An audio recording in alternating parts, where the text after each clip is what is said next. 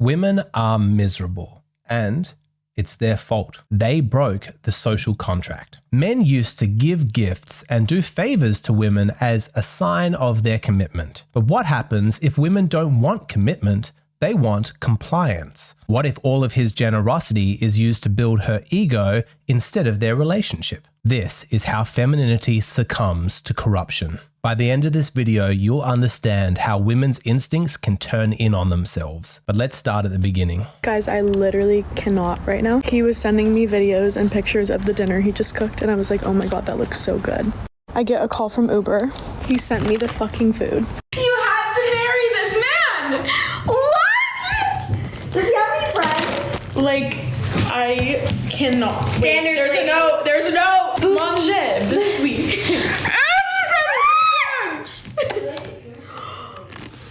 Oh, it looks insane. oh my god. I'm gonna.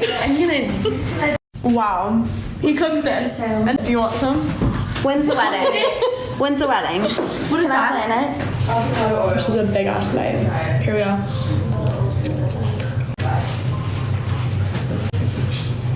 Right there. Do you want to know a core difference between men and women? It's that men feel valuable by what they provide and women feel valuable by what they receive. This video of her receiving food from a man, that's empowering. But you're not going to catch a woman posting a video of her preparing food for a man and sending it to him. No, that's not a flex. In this regard, each gender is very different. For a man, it validates his masculinity to pay for dinner, to take her on trips, to solve her problems, provide leadership, offer protection. He measures his worth by his capacity to give, but that is not reciprocal. Women are the opposite. She measures her worth not by what she gives to him, but by what she receives, what he gives to her. He bought this gift for me. He wrote this poem for me. He sent me this food that he cooked. I guess I'm just that special. I mean, look at all these things that he does for me. The more that she receives, the more valuable she feels. Now, this instinct to validate her worth by what she receives has turned completely toxic. The entitlement of modern women in dating and relationships is completely out of control. But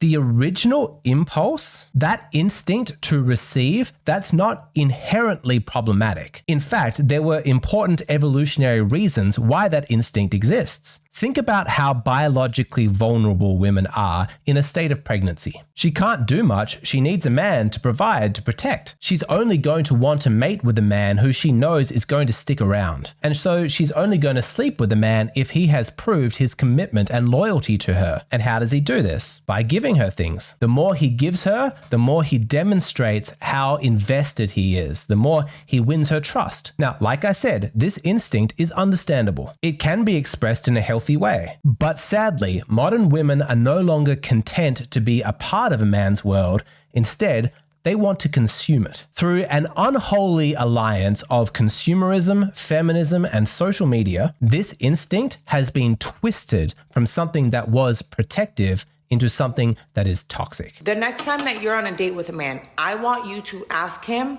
what are his love languages? Not in terms of receiving love, but in terms of giving love. Because if acts of service is not his main way of showing love, or at least in his top two, there is no way that he is in his masculine energy. So if he's telling you that his love language is words of affirmation or like physical touch, that does nothing for you. You don't need a man who's on your phone telling you you're beautiful and then wants to have sex with you. You need a man who's going to take care of you and is going to be of service to you. You're welcome. Now, this is the key point that you've got to understand, which is that this entitlement, this narcissism, the shameless stripping of men of any dignity, reducing him to a resource that she can exploit, all of that grew out of normal femininity. This isn't a foreign contagion that lives in women like a parasite on a host. No, this attitude came from her innate psychology. It is a natural feminine instinct that has turned toxic. When discerning whether or not a man is trustworthy, if he's serious about a commitment, it is normal for women to look at three things. Number one, investment. She looks to see if he is dedicating time and energy and resources to the relationship. She uses that as a heuristic as to whether or not he's going to invest similar energy into a future family. Number two, attunement. She wants to see if he understands her, if he shows her compassion, because she imagines that if he can meet her needs now, then he's going to continue to do so in the future. And number three is significance. Is there room for her in his life? Does she matter to him? Is she important? Because if not, how can she rely upon him for resources and protection? And as I've said, all of this is normal. This is all healthy. Trust me, you want your daughter, when she's vetting for men, to be following this instinct. And of course, she should be making an equal contribution to his life. But it is not inherently problematic for her to look at what she is receiving from him as evidence of the seriousness of his commitment. What is problematic is when that instinct turns into this. For the right guy, all you're gonna have to do is exist.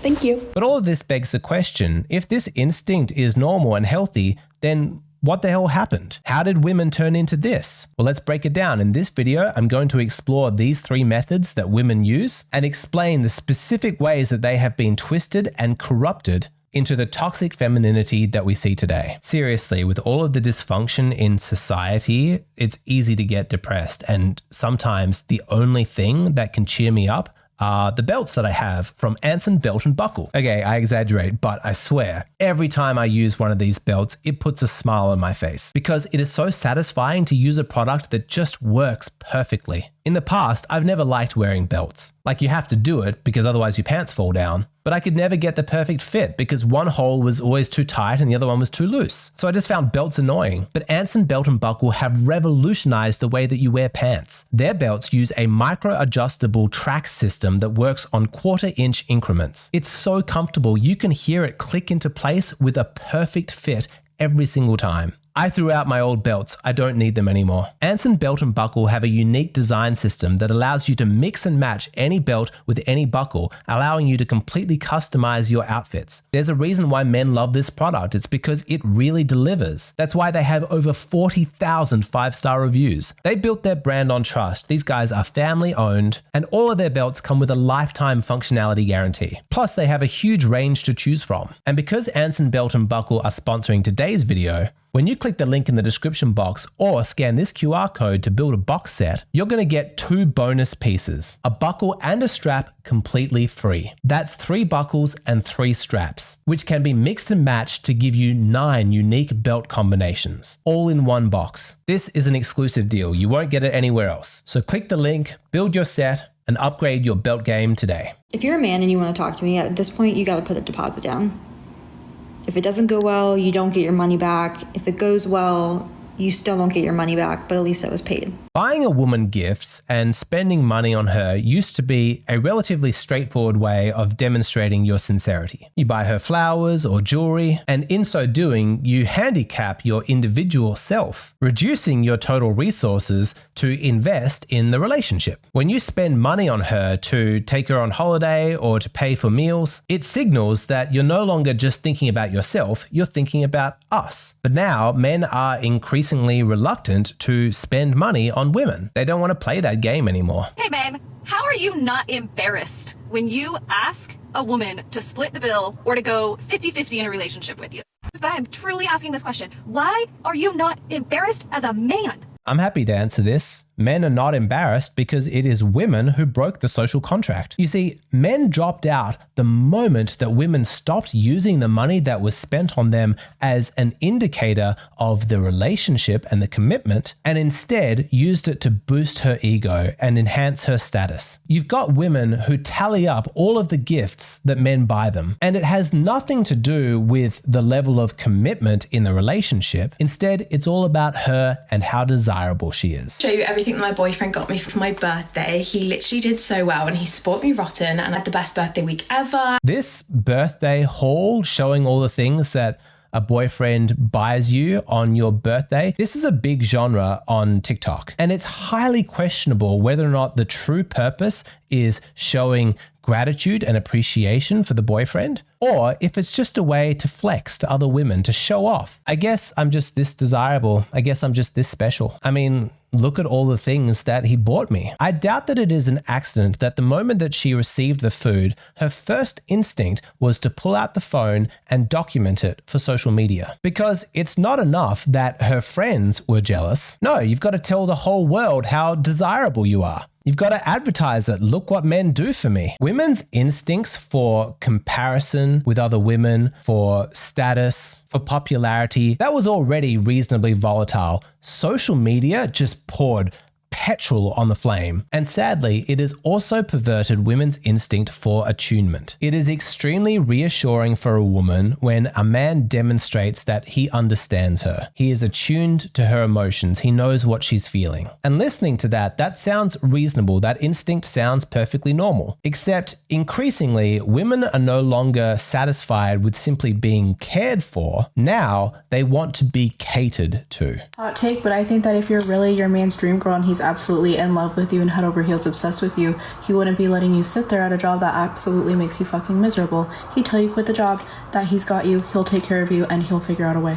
Do you see what has happened? Like, it's understandable. Women feel reassured when a man takes care of her needs, and that is fine to a limit. But what happens if her needs are ridiculous and women's entitlement just goes insane? I am a feminist queen, and your job is to take care of me completely. You don't want me to work at a job if I'm not having fun. If it's not comfortable, you'll figure out a way. How exactly is a man meant to attune to that need? Like, if what she needs is just comfort when she's feeling sad, to be told that she's loved, that she's pretty, then yeah, in that instance with those needs, it makes sense to test for attunement. But if your need is now luxury holidays and designer handbags and to not work, the fact that he is not attuned to your need to contribute nothing and receive everything, that is not a mark against him. That's just a sign of how sexist and entitled you are. And I wish that collectively men everywhere would just say no to this bullshit. But sadly, there's many men out there who have swallowed the Kool-Aid. My wife keeps trying to justify her purchases to me, and I'm just like, you're hot. You can do whatever you want. Buy whatever you want. It's fine. So, I don't know. Go buy your wife stuff. Sadly, this goes far beyond just consumerism. It also extends into the emotional realm. Guys like this explicitly endorse the belief that a man should provide for a woman just as a default. They are adopting a codependent value system, and so often it just reduces the relationship to emotional terrorism. A real man is attuned to all of my needs. I don't want to work, I want expensive gifts. And I want you to keep me emotionally regulated. If I'm sad, angry, scared, anxious, that's your responsibility. You need to anticipate my moods and take care of me. It's completely absurd, and frankly, the only reason why it's not plainly recognized by everybody as abuse is because it is so widespread. That expectation defines so many relationships between men and women that frankly, the culture endorses it. But a relationship defined by those kinds of interactions can in no way be referred to as reciprocal. It's parasitic. And that is a huge problem for the final one on our list, significance. Now, of course, it's normal for a woman to want to feel like she is a significant part of her man's life. She wants to be included. She wants to know that he is thinking of her and her best interests when he's making decisions. She wants to know that she matters to him, that she has influence. And that's understandable. It's healthy. It's sort of sweet. But it can twist in on itself and become toxic. And that's when she's no longer content to be a part of his world. Now she wants to control it and to place herself at the center. For real? All this because I said I was gonna go out with my friends. It's just a guy's night out. Well, you don't even love me. Come on. You don't even love me.